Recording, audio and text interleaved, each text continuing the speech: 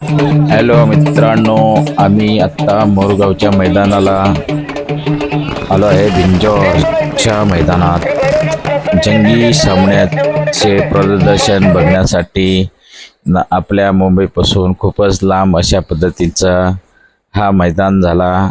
खूप सुंदर झाला, पण त्या मैदानाची दिक्कत एकच होती. मैदानाला बैल जिथून सुटत होतं तिथून सुतापर्यंत चरण खूप मोठी होती. त्याच्यामुळे लहान बैलांचा पळण्याचा वेग अचानक कमी होत होता आणि सुंदर बैलांचा सुंदर दृश्य अशा अनेक प्रकारे च्या गाड्या जमल्या आणि तिथे सर्वात जास्त गाड्यांचा प्रदर्शन झाला. आणि शर्त्यांचा जंगी सामना म्हणजे बोलण्याचा उद्देश काही 204 शर्यती आयोजित युवकांच्याकडून जमल्या आणि प्रेक्षकांनी खूप मोठा आनंदाचा प्रचार केला आपल्या मैदानासाठी. मोरगावकरांचा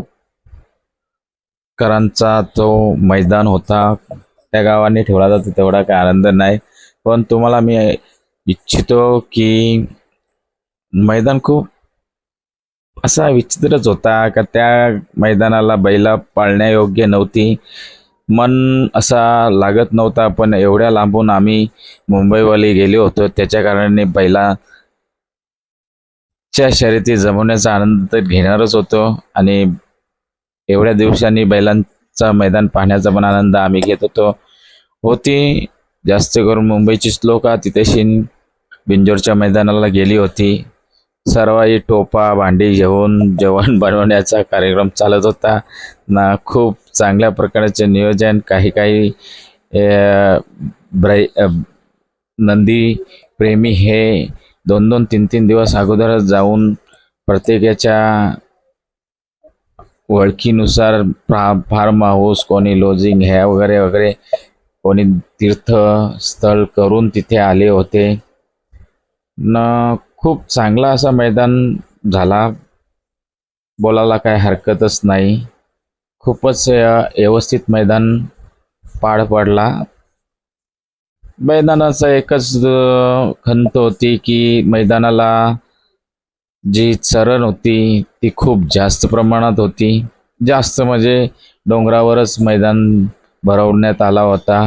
त्या लोकांनी पण एवढी तिकडं दुनियाभरची जागा पडली असून चांगल्या ठिकाणी मैदानाचं आयोजन करण्यात हवा होता, पण त्यांच्या काय तेवढा लक्षात आला काय ना आला देवाला माहिती.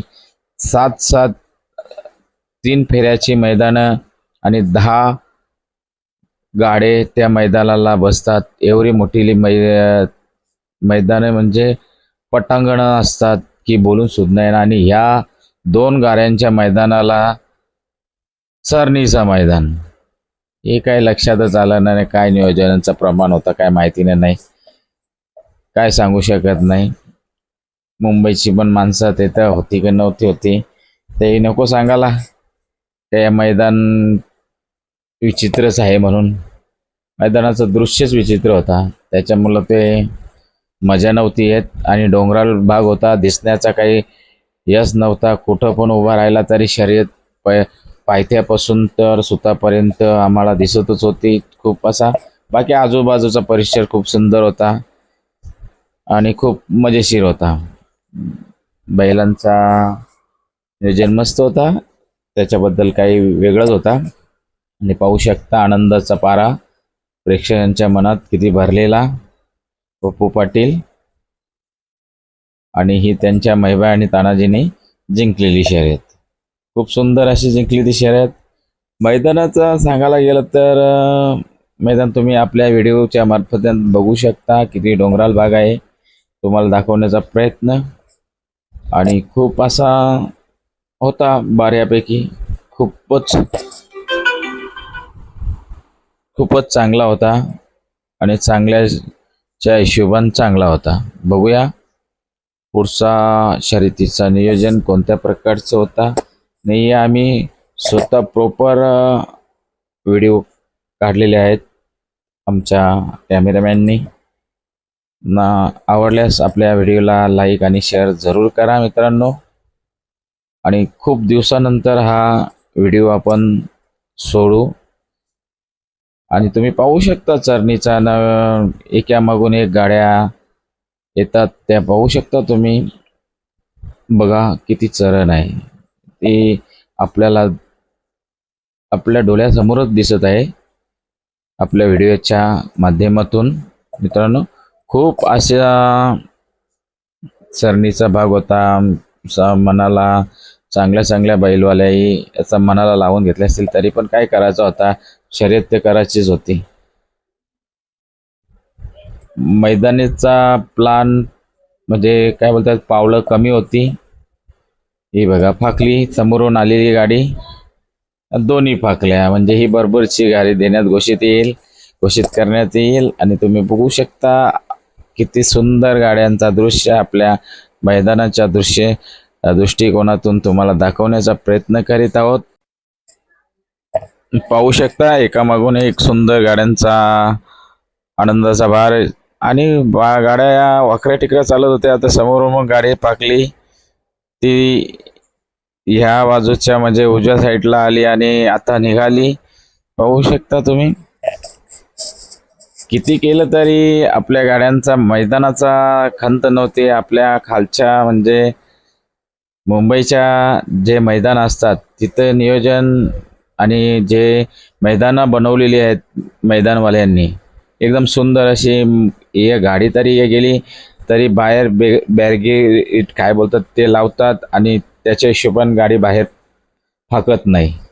फाकली तरी ताबडतोब थांबली जाते आणि तिला पकडली जातात. ही समोरून एक गाडी फाकली, ही फाकाचा प्रश्नच नव्हता. तिथे त्यांना काय माहिती बॅरिगेट काय असतात ना काय असतात, त्या लोकांना बॅरिगेटचा प्रश्नच नव्हता. आणि मध्ये पण चकारी मारायला हवी होती पण ती पण चकारी काय मारलेली नाही.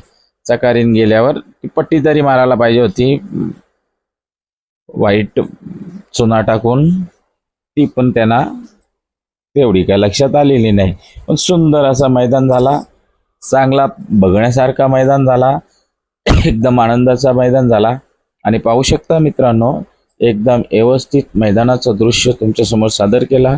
आणि आमच्या अशाच चॅनलच्या माध्यमातून तुम्हाला वेगवेगळे मैदान दाखवण्याचा प्रयत्न करू.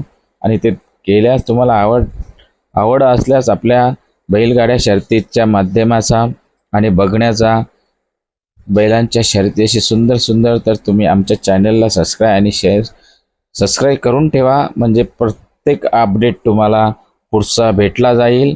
आणि आमच्या माध्यमातून तुम्हाला सुंदर सुंदर शर्यतींचा दृश्य दाखवण्यात येईल.